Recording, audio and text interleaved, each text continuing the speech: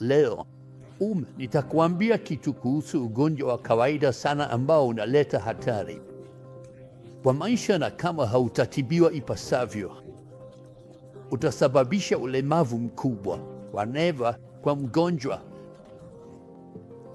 Huu ni kiharusi cha ubongo au kiharusi cha ubongo.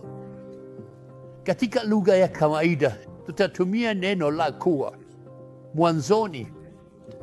Kiharusi cha ubongo ni nini? Kiharusi cha ubongo ni kuanza ghafla kwa upungufu wa usambazaji wa damu au kuanza ghafla kwa kutokwa na damu kwenye ubongo ambako husababisha kupooza kwa nusu ya mwili. Kwa maendeleo ya hivi karibuni katika kiharusi, tumepiga hatua kubwa katika matibabu ya viharusi vya ischemic vya ghafla. Kama ninavyosema kila mara, muda ni ubongo, na matibabu yanayocheleweshwa ni matibabu yaliyokataliwa. Kwa hivyo, ikiwa una dalili zozote ambazo zinajumuisha kupotoka kwa uso wako upande mmoja, udhaifu wa nusu ya mwili, kutamka maneno kwa shida, ugumu wa kutembea, unapaswa mara moja kutafuta msaada wa matibabu, kwa sababu hii inaweza kuwa mwanzo wa kiharusi cha ubongo.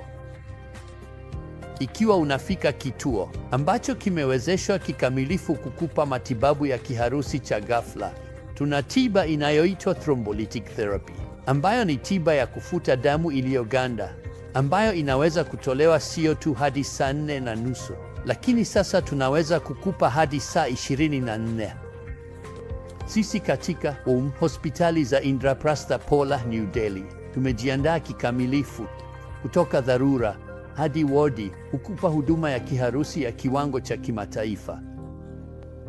Sehemu ya pili ya mazungumzo yangu ambayo ningependa kuzungumzia ni kuzuia kiharusi. Kile ningesema ni kwamba kiharusi kinaweza kutibiwa na kiharusi kinaweza kuzuiwa. Je, ni vigezo gani vya hatari vinavyoweza kubadilishwa ambavyo tunavyo kwa kiharusi? Kisukari, shinikizo la damu, hipercholesterolemia, mtindo wa maisha usio na shughuli. Na ukitunza mambo haya, unaweza kuzuia kiharusi kwa 70 hadi 80 ya wagonjwa. Kwa hivyo tafadhali elewa kwamba kiharusi ni dharura, kinaweza kuzuiwa na kinaweza kutibika.